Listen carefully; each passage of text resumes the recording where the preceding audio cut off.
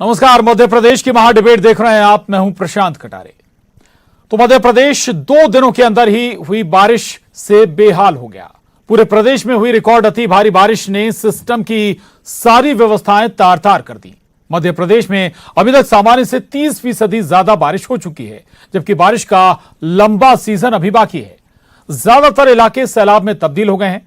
हालातों पर तत्काल सक्रिय हुई सरकार ने सभी मोर्चों पर नेताओं अफसरों की तैनाती कर दी। यहां तक कि खुद मुख्यमंत्री भी मैदान में उतर गए लोगों का हाल जानने के लिए।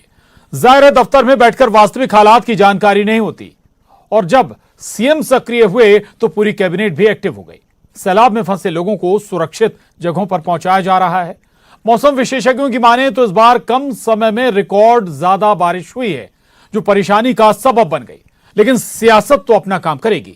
तैयारियों पर सवाल भी उठे, सो जवाब भी आए।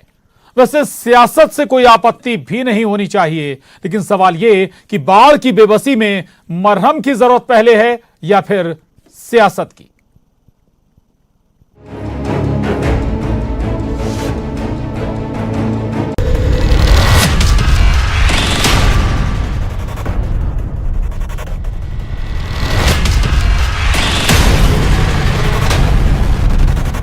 और इसलिए आप अपने अपने प्रभार के जिलों में और स्थानीय जिलों में कहीं स्थिति हो तो वहां भी संपर्क में रहें, जहां जरूरत पड़े जाए। और जो नुकसान या क्षति हुई है बाढ़ उतरने के बाद, उसका आकलन हम ढंग से करें, चाहे फसलों का नुकसान हो, चाहे बाकी संपत्ति का नुकसान हो। और फिर हम राहत देने में भी पूरी गंभीरता से प्रयास करेंगे ताकि जनता को कोई दिक्कत ना हो। सीएम शिवराज ने अपने कैबिनेट मंत्रियों, प्रभारी मंत्रियों, अफसरों को बाढ़ प्रभावित क्षेत्रों में जाने, लोगों को मदद पहुंचाने को निर्देशित किया। ये सभी प्रभावित क्षेत्रों में पहुंचते उससे पहले खुद मुख्यमंत्री शिवराज सिंह चौहान प्रभावित क्षेत्रों का दौरा करने पहुंचे।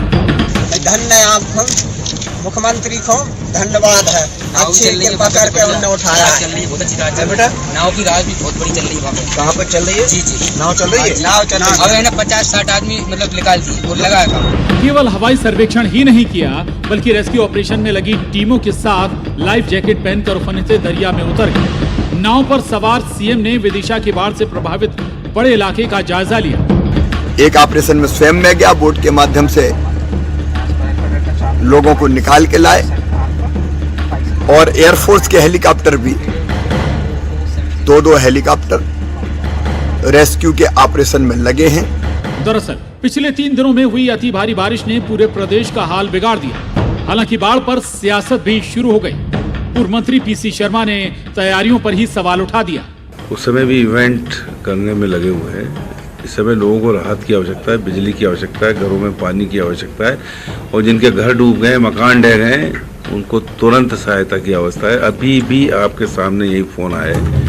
इधर बाढ़ पर राजनीतिक हमले शुरू हुए तो प्रदेश बीजेपी अध्यक्ष वीडी शर्मा ने विपक्ष को सकारात्मक राजनीति का मशविरा दे डाला। अतिवर्षा आप देख रहे हैं चारों तरफ क्या हाल है। तो इसमें मेरा तो ऐसा मानना है कि पॉजिटिवली सबको लोगों की मदद कैसे करें, लोगों को हम सहयोग कैसे पहुंचाएं, इसमें लगना चाहिए, आरोप प्रत्यारोप की जगह। सियासत से इतर एक दूसरी तस्वीर भी है कि कैसे पूरा मध्य प्रदेश अति और भारी बारिश से बेहाल है।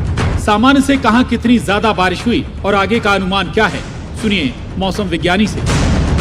पूरी मध्य प्रदेश में तो राहत तो मिल सकती है, मगर पश्चिमी मध्य प्रदेश के धार, झाबुआ, अलीराजपुर यहाँ और रतलाम, यहाँ पर जो है येलो अलर्ट दिया गया है। यहाँ पे भारी वर्षा हो सकती है। तो प्रदेश में सामान्य से 30%, राजधानी भोपाल में 120%, जबकि पश्चिम मध्य प्रदेश में 47% ज्यादा बारिश हुई। और उस पर भी बहुत कम समय में इतनी बारिश हो जाए तो व्यवस्थाओं का चरमराना लाजमी है। ऐसे पिछले अनुभवों को देख आपात स्थिति के लिहाज से भी तो हमारी योजनाओं, हमारी तैयारियों में दूरदर्शिता तो होनी ही चाहिए। भोपाल से अनुराग श्रीवास्तव, शैलेंद्र भदौरिया, रंजना दुबे के साथ bureau report, news 18 Madhya Pradesh. तो जब सामान्य से ज्यादा बारिश हो जाए और ये ज्यादा बारिश अति भारी बारिश में तब्दील हो जाए, और वो भी बहुत कम समय में, तो फिर आपदा में तब्दील हो जाती है, सैलाब में तब्दील हो जाती है। और यही हुआ है मध्य प्रदेश में।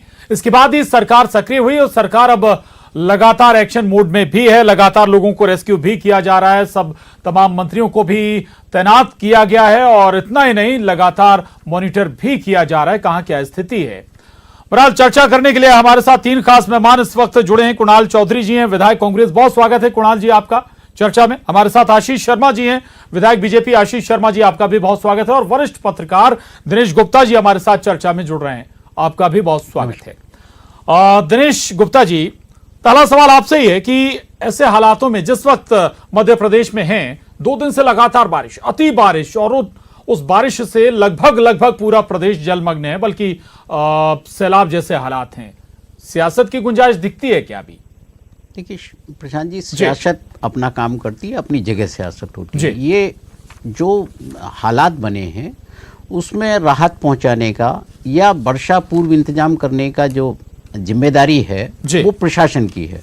आप यदि प्रशासन ने समय रहते, जो जिस तरह से हम देखते हैं ना कि वर्षा पूर्व बिजली विभाग मेंटेनेंस करता है, लोकल बॉडी मेंटेनेंस करती है, यदि वो मेंटेनेंस केवल हम देखते हैं कई बार तो कागजों पर दिखता है, अन्यथा ये व्यवस्थाएं कहीं फेल नहीं होती। अब ग्रामीण इलाकों की बात जो है यदि हम छोड़ दें कि वहाँ चलिए जो है आप इंतजाम नहीं कर पाए, लेकिन शहरों की जो हालत है वो बेसिकली जो प्रशासन की नाकामी है। कहीं ना कहीं जो जिस तरह का अपना एक चार्टर बना हुआ, सिटीजन चार्टर बना हुआ है, या जिस तरह के इंतजाम का एक कैलेंडर बना हुआ है कि कब किस मौसम में क्या करना है आपको, क्योंकि बारिश कोई ऐसा तो नहीं है कि अचानक आई है। सबको पता है कि ये जून में मध्य प्रदेश में बारिश आ जाती है और सब अलर्ट रहते हैं, सबको अनुमान रहते हैं। तो जब ड्रेनेज प्रॉपर सफाई नहीं होगी, बहुत सारी जो चीज़ें, यदि पेड़ एसटी लाइन पर आ रहे हैं उनकी हमने उनको काटा नहीं है, तो बहुत सारी ये चीज़ें हैं जो प्रशासनिक असफलता को, लेकिन दुर्भाग्यजनक स्थिति क्या है, इस प्रशासनिक असफलता को राजनेताओं को कहीं ना कहीं अपनी बदनामी बचाने के लिए या सरकार पर जो आरोप लगते हैं उनको बचाने के लिए खुद मैदान में उतरना पड़ता है, जबकि ये तो जिला स्तर पर जिला अधिकारियों की जिम्मेदारी है। जी ठीक बात है। कुणाल जी, आकलन होता है कि आखिर, और विपक्ष करता भी है कि भाई क्या तैयारियां थी, क्या तैयारियां होनी चाहिए, और बिल्कुल होना भी चाहिए आकलन, लेकिन विपक्ष की फिलहाल प्राथमिकता में है क्या?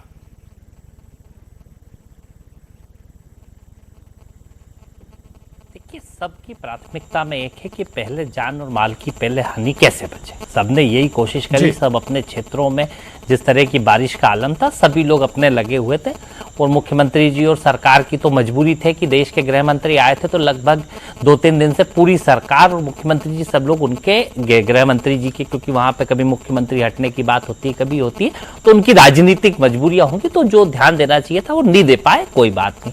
पर अब जब जागे हैं तो कम से कम सिर्फ आपके वो पहन लेने से या जैकेट पहनने से अच्छा है कि आपने एक मैसेज दिया, पर साथ में एक मैसेज और जरूरत था कि आज मध्य प्रदेश का किसान जिसको फसल चौपट हो गई, जो आज जिस हालात में है, वो देख रहा है कि वो मुख्यमंत्री कहाँ गए जो 2019 में एक बार बाढ़ आई थी, तो जब वो उठा के कह रहे थे कि 40,000 रुपए हेक्टेयर सोयाबीन का मुआवजा मिलना चाहिए, तो किसान को वो जब 90 हजार रुपए आरबीसी 6-4 के तहत रुपए मिलते थे, क्योंकि मेरे क्षेत्र की बात है, 5वें दिन हमने खातों में डाल दिए थे जब घर उड़ रहे थे, तो गरीब आदमी आज मैं क्षेत्र में था, तो सब लोग पूछ रहे कि भैया वो 90,000 रुपए कब मिलेंगे और कब सर्वे होगा और कैसे सर, तो सीधे इंस्ट्रक्शंस होना चाहिए कि तो युद्ध स्तर पे सर्वे कराया जाए, क्योंकि एक व्यक्ति का काम, मुख्यमंत्री का काम या मंत्री तो कर नहीं सकते। ये सर्वे किस तरीके से ताकत से चले, क्योंकि शासन को इकबाल से चलाना पड़ेगा। पटवारी पहुंचे कि नहीं पहुंचे, जिस तरीके से 2019 का मुझे याद है, मेरे यहाँ पे बाढ़ आई थी, तो 5वें दिन हम मुआवजा देने में सफल हो चुके थे। पहले दिन हमने रेस्क्यू करा, रात को टीम बनाई, अगले दिन सुबह पंच वाइज पटवारी और ये इनकी टीम बना के 2 दिन के अंदर सर्वे हुए। चौथे दिन 50-50 किलो गेहूं लोगों तक पहुंचाया, और 5वें दिन उनके खातों के अंदर पैसे पहुंचा, जब तक उनके राशन की व्यवस्था, खाने की व्यवस्था। तो ये युद्ध स्तर की जो तैयारियां होती है ये पहले कर ली जाती है कि हमें अगर आता है, क्योंकि आपदा प्रबंधन का हमारा विभाग, आपदा के लिए हम लगे रहते हैं कि आपदा प्रबंधन क्या करेगा, आपदा आएगी तो किन परिस्थितियों, और ये सबको मालूम है कि बारिश में इस तरह की स्थितियां होती है लगातार, क्योंकि झूठ और लूट की सरकार में बड़े बड़े डैम टूटने पे विदिशा के अंदर अलग तालाब फूट गया, खुद नसरुल्लागंज के अंदर अलग, वो 305 करोड़ के डैम की हालात आपने देखी, वो तो अच्छा हुआ पहले फूट गया, अगर इतनी बारिश के बाद फूटता और एकदम होता तो 40,000 लोगों की जान को कहां लेके जाते। ये जो भ्रष्टाचार का आलम है, इसके कारण भविष्य की संभावना, मतलब भ्रष्टाचार कहीं ना कहीं आप खंभों को जाके देखेंगे, 15 साल पहले के जो खंभे लगे एक भी नहीं टूटा है। आप जाके चाहे भोपाल में देख लेना या पूरे गांव के अंदर जो कांग्रेस जमाने के खंभे वो वैसे ही खड़े हुए, जो इन 17 सालों के अंदर लूट और झूठ के खंभे लगे सारे गिर जाते। क्या कारण है? अभी तक भी बिजली की सप्लाई कई जगह नहीं हो पाई है, और जो परिस्थितियों का आकलन करके एक साथ आपने कई मसले उठा दिए हैं, कुणाल जी कई मसले आपने उठा दिए, जवाब ले लेते हैं। आशीष शर्मा जी हमारे साथ। आशीष जी, एक महत्वपूर्ण सवाल जो कुणाल जी ने उठाया वो किसानों का था। ठीक है, रेस्क्यू होना चाहिए लोगों का जल्द से जल्द, और जान सबसे पहले है। किसानों की खेती भी बर्बाद हो गई है, वो युद्ध स्तर पर उसकी आकलन होगा, लोगों को, किसानों को मुआवजा मिल पाएगा समय पर? देखिए, प्राकृतिक आपदाओं पर इंसान का बस नहीं रहता। मध्य प्रदेश में कोई पहली बार प्राकृतिक आपदा नहीं आई है। बाढ़ हो, सूखा हो, चाहे ओलावृष्टि हो, कई सारी आपदाएं सरकार ने भी देखी, और शिवराज जी ने इन आपदाओं के बीच खड़े रहकर लोगों को न सिर्फ संबल दिया है, बल्कि तात्कालिक रूप से कितनी मदद कर सकते हैं ये भी सरकार ने कभी अपने खजाने का मुंह बाढ़ पीड़ितों के लिए, आपदा प्रभावितों के लिए बंद नहीं किया। ग्वालियर चंबल में जब बाढ़ आई थी पिछले बार भयानक, उसका स्वरूप हमने देखा। इस समय नर्मदा, काली सिंध, पार्वती, बेतवा, चंबल, ये अभी सब तक नहीं मिला है अपने उच्चतम जल स्तर पर। अब मुझे बोलने दीजिए कुणाल जी तो ऐसे बात कर रहे हैं जैसे कांग्रेस की सरकार ने सुपरमैन बनकर मिला नहीं, मेरे को बता दो, नहीं मिला है, अभी मिला नहीं है। अरे मिला नहीं अभी तक। मैं तो आपको याद दिला रहा हूँ, ग्वालियर चंबल में नहीं मिला अभी मुआवजा। ग्वालियर चंबल में हमारे जिम्मेदार विधायक, जहाँ मुख्यमंत्री उतरे वही नहीं मिला भैया। अभी चलो तो सही, हमारे जिम्मेदार नेता और विधायक है, सुनने की आदत लगाओ उनको फोन। तो बाढ़ पर किसी का बस नहीं है। पूछो मिला कि नहीं मिला, वही सर फोड़ रहे हैं अभी। बाढ़ पर किसी का बस नहीं है, लेकिन महत्वपूर्ण यह है कि आपदा के समय सरकार कितनी तत्परता के साथ कार्रवाई करती है। चाहे गृह मंत्री जी का दौरा, लेकिन मुख्यमंत्री महोदय ये बात बिल्कुल ठीक है, प्राकृतिक आपदा है, बाढ़ पर किसी का वश नहीं है, लेकिन मौसम विज्ञानी तो लगातार अनुमान लगाते हैं, भविष्यवाणी भी करते हैं कि भाई क्या किस लेवल पर कितनी बारिश होगी, उस लिहाज से तैयारियां तो की जा सकती थी। आजकल उन्नत तकनीकी हमारे पास आ चुकी है, सैटेलाइट इमेज से पता चल जाता है कब ज्यादा बारिश होगी, कब कम दबाव का क्षेत्र बनेगा। लेकिन एसडीआरएफ, एनडीआरएफ की टीमें लगातार काम कर रही हैं, हेलीकॉप्टर सरकार ने मंगाए हैं, लोगों को रेस्क्यू किया जा रहा है, भोजन की व्यवस्था की गई है, रहने के लिए शिविरों की व्यवस्था की गई है। सरकार जो कर सकती है तत्काल कर रही है। मुख्यमंत्री जी ने खुद हवाई सर्वे किया है, कलेक्टरों से बराबर जानकारी ले रहे हैं, नीचे तक के प्रशासनिक अमले से जानकारी ले रहे हैं, पल पल की खबर ले रहे हैं, कौन से डैम से कितना पानी छोड़ा जाएगा जिसके कारण बाढ़ की स्थिति निर्मित नहीं हो। ये सब काम सरकार कर रही है, और राहत तो सरकार देगी। शिवराज जी ने, हमारे मुख्यमंत्री जी ने कहा है कि बाढ़ राहत के लिए किसी प्रकार की धन की कमी नहीं है, सबको मदद तत्काल पहुंचे, ये हमारी प्राथमिकता, जान माल का नुकसान नहीं हो, ये हमारी प्राथमिकता। जी ठीक है। कितने रुपए का मिलेगा? 40,000 रुपए हेक्टेयर मिलेगा क्या आशीष जी? नहीं, एक सवाल है, सरकार घोषणा करे हेक्टेयर का जो मुख्यमंत्री कह रहे थे कि मुआवजा वो मिलना चाहिए कमलनाथ जी के समय, मिलेगा क्या? सरकार घोषणा मिलेगा या नहीं मिलेगा? मुख्यमंत्री ने सवाल करा था उस समय, कमलनाथ जी से 30,000 रुपए हेक्टेयर दिया था, तो 40,000 देना चाहिए, देंगे क्या? आपने वचन दिया था, 40 का था, देंगे क्या? देंगे क्या? 4 लाख रुपए, 4,000 छोड़ो भैया, आप ये बताओ दोगे क्या? हमारी सरकार 40,000 है, मतलब 40,000 रुपए हेक्टेयर भी दोगे? हम किसानों की फसल का मुआवजा भी देंगे, बाढ़ आई है, सब देंगे। बाढ़ आई है, उसमें कर्जा की वो मैं बात कर दूंगा, अलग से कर दिया वो अलग बात। बिल्कुल मुख्यमंत्री जी घोषणा करेंगे, हमारे मुख्यमंत्री जी घोषणा करेंगे, निश्चित रहिए। हमने कहा था कितने की, कितने की मध्य प्रदेश में सरकार है, किसान हितैषी मुख्यमंत्री है। कुणाल जी, ये आकलन की बात तय होगा, आप लोग भी, आपकी भी सरकार रही तो आकलन की बात आप लोग तय करते होंगे कितना मुआवजा, किस हिसाब से मुआवजा दिया जाएगा। कुणाल जी, मेरा एक सवाल और भी है, आप लोग जो सवाल उठा रहे हैं, विपक्ष जो सवाल उठा रहा है, उसमें और मजबूती होती अगर आप लोग मैदान में होते, लोगों को मदद इस वक्त पहुंचा रहे होते तो। कुणाल जी, देखिए, अगर आप यही तो गलत फहमी देखते नहीं कि आज क्षेत्र में भी थे, जाके कलेक्टर से भी मिले, जिला पंचायत सीईओ से भी, कि कैसे रूपरेखा बना के जाके थोड़ी फेसबुक भी हमारी देख लो, चेक कर लो। अब मीडिया नहीं देख पा रही तो फेसबुक ही चेक कर लो कि कहाँ थे, क्या कर रहे थे, कि सुबह कहाँ रणायल में पानी गिर रहा था तो उसको करवा रहे थे, कहाँ क्या थे। तो वो स्थितियां देखना चाहो तो आप फेसबुक पे जाके देख सकते हैं, ट्विटर पे देख सकते हैं, सारी चीजों पे आजकल दिखने को लग जाता है।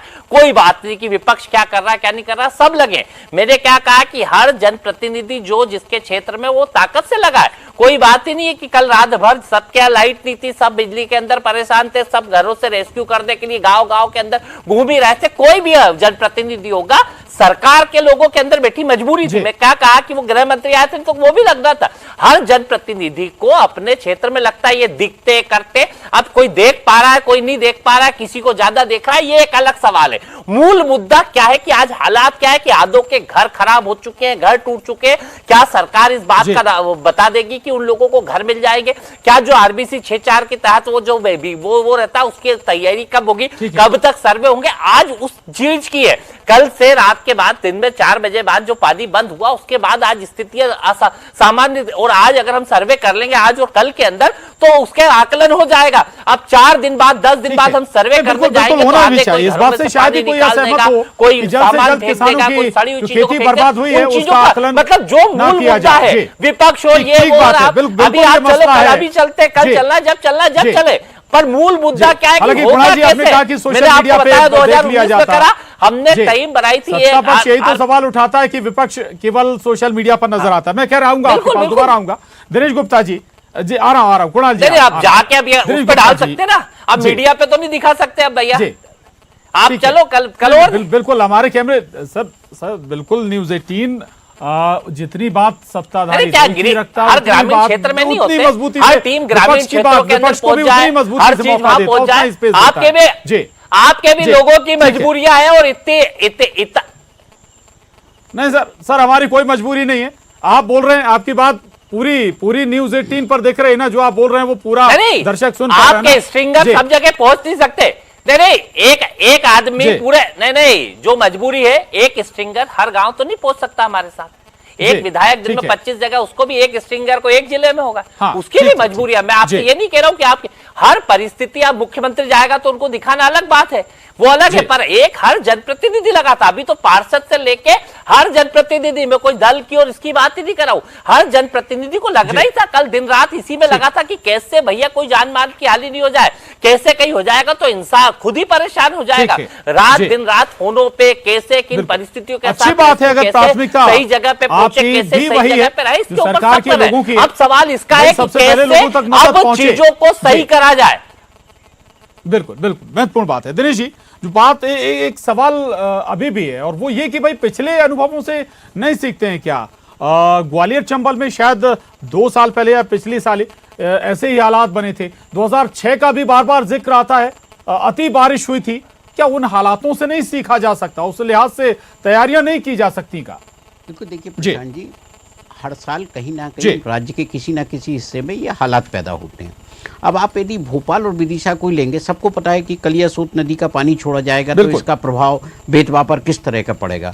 तो जब आप पानी छोड़ रहे हैं तो आपको पता है कि कितना पानी जो है इसमें एक्सेस है, वो कितना जाएगा। फिर ये आकलन करने की आवश्यकता होती है कि इसका फैलाव जो है इसके जो निचले इलाके वहाँ कितना होगा। ये बात वही तो है कि जो सरकारी मशीनरी को, जो प्रशासन को जो इंतजाम करना चाहिए था, ये उसी के कारण है। यदि पानी ड्रेन नहीं हो रहा है, नहीं निकल रहा है, तो ये किसकी गलती है? किसी राजनीतिक दल की या किसी जनप्रतिनिधि की गलती नहीं है, क्योंकि हर जनप्रतिनिधि चाहे वो किसी भी राजनीतिक दल का हो, इस समय वो केवल ये देखता है कि उसके जो लोग हैं, उसके जो वोटर हैं या उसके जो उसके क्षेत्र के लोग हैं, उनको ज़्यादा से ज़्यादा सहायता पहुंचा जाए। लेकिन एक राजनीति करके उसमें जो नाकामियां होती हैं कहीं ना कहीं प्रशासन की, वो छुपा लेते हैं, क्योंकि एक तो हिस्सा उसका जो है ये तत्काल राहत की बात है, और दूसरा फिर जब आती है कि जो नुकसान हुआ है, लोगों के घर डूब गए, सामान डूब गया, तो उनको तो तत्काल वो भी चाहिए राहत कि वो नए सिरे से अपने आप को फिर से जो है व्यवस्थित कर सके। उनका जो सामान बिस्तर जो गीला हो गया है, बर्बाद हो गया है, जो खाने की सामग्री बेकार हो गई है, उसके इंतजाम कैसे होंगे? क्योंकि जो चिंता का विषय होता है यही होता है। अब जो घटना है वो तो घट गई है, लोगों को जो है आपदा से बाहर निकाल रहे हैं, रेस्क्यू कर रहे हैं, वो प्रशासन का काम है। ज़्यादातर लोगों की अपेक्षा प्रशासन से ही रहती है, सरकार से रहती है, तो इसलिए वो काम ज़्यादा जरूरत होती है उस तरफ ध्यान देने की।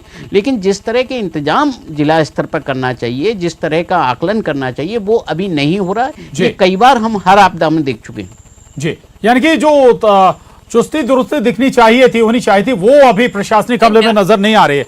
जी आ रहा हूं कुणाल जी, आ रहा हूं। आशीष जी, एक सवाल अभी भी है और वो ये कि मुख्यमंत्री के निर्देश का इंतजार क्यों? बिल्कुल जी ठीक है, कुणाल जी बोलिए।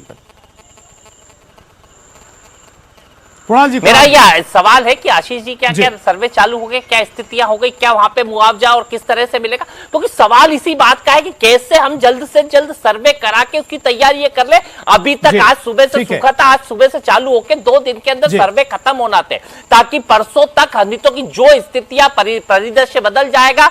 अधिकारी जिस तरह के वो मतलब जो शासन कह रहा हूं ना, एक बार से नहीं चलता, तो ये स्थिति होती है। अधिकारी मनमानी करता है, 13 जोड़ दूंगा, 13 घटा दूंगा, और जिस तरह की परिस्थितियों हर जनप्रतिनिधि को, क्योंकि गरीब आदमी के पास जाना आशीष जी और हमें ही है, हम जब जाएंगे तो जिन परिस्थितियों के साथ हमसे, क्योंकि एक साथ जितना बड़ा सरकारी तंत्र होता है, हर गांव में पटवारी होता है, हर गांव में सचिव होता है, और इसके माध्यम से 200 गांव में एक विधायक एक दिन में नहीं पहुंच सकता। पर जो ये तंत्र है, इसका सही उपयोग कैसे हो जाए और कैसे सरकार सही मुआवजा दे, इस बात का सवाल है। हमें सबको मिलकर दबाव बनाना पड़ेगा कि किसानों को सोयाबीन का मुआवजा 40,000 रुपए हेक्टेयर दे, और कहीं ना कहीं 90,000 रुपए जो उनके घरों में खराबी हुई है कम से कम इतने दे, क्योंकि और कुटिया उनको प्रायोरिटी के साथ जल्दी से देने का काम करे, क्योंकि हालात लगातार मध्य प्रदेश के अंदर ग्रामीण स्तर पर हालात बहुत खराब है।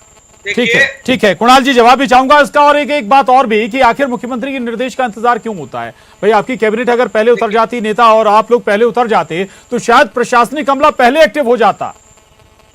देखिए, मुख्यमंत्री जी लगातार लगे हुए हैं, पहली बार कोई इस तरह की आपदा नहीं है ये। माननीय मुख्यमंत्री जी ने हर बार आपदाओं के समय अधिकारियों और अमले को निर्देश दिया कि 25% नुकसान हो तो 50 लिखना, 50 हो तो 100 लिख देना, ज्यादा लिखोगे तो कुछ नहीं कहूंगा, लेकिन कम लिखोगे किसानों के साथ अन्याय करोगे, मिलेगा कब? ये लिखने से मिलता कभी नहीं आशीष जी।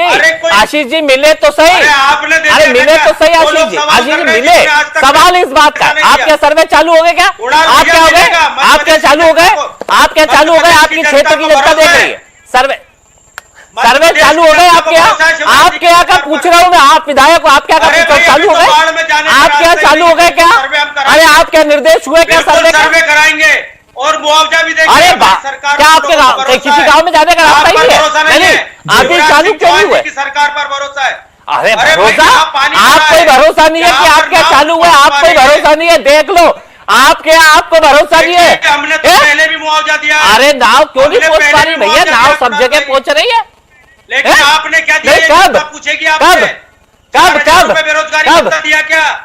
2 लाख रुपए की आप 2019 का पता कर लेना और आपका पता कर लेना, स्थिति परिस्थितियां क्या है। अभी तक सर्वे नहीं करवा पा। अरे सर्वे करवाने की बात पे इधर उधर क्यों निकले जाते हो? आशीष जी, सर्वे कब कराओगे? दूसरी किस्त सर्वे 40,000 रुपए हेक्टेयर मुआवजे की मांग करोगे कि नहीं करोगे? आपकी मांग क्या है? आप क्या किसानों के क्षेत्र से आते हो कि नहीं आते हो? ठीक है, क्या हालत है किसान की?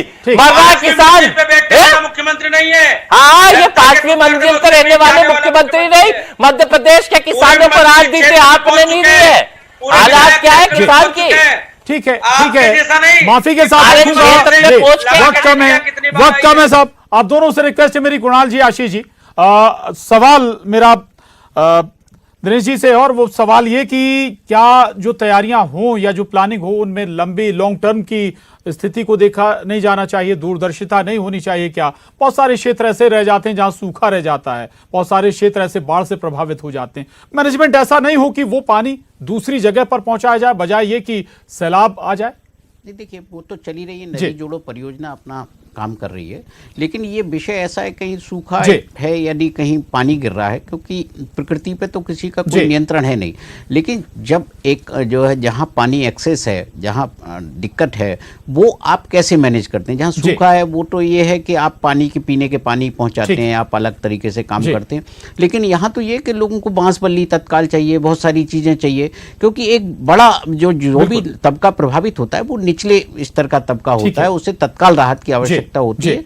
तो वो ये भविष्य में जो भी इस तरह की चीजें होती है, तो सरकार को अपना एक मास्टर प्लान रखना चाहिए कि वो बारिश के पहले क्या क्या काम क्या होना चाहिए, क्या क्या करना चाहिए, और तुरंत लोगों को राहत मिले, यानी कि जान माल की कम से कम हानि हो ऐसे हालातों में। बहुत शुक्रिया आप सभी खास मेहमानों का, कुणाल जी, दिनेश जी, आशीष जी, बहुत धन्यवाद चर्चा में शामिल होने के लिए। तो मध्य प्रदेश की महाडिबेट में बस इतना ही।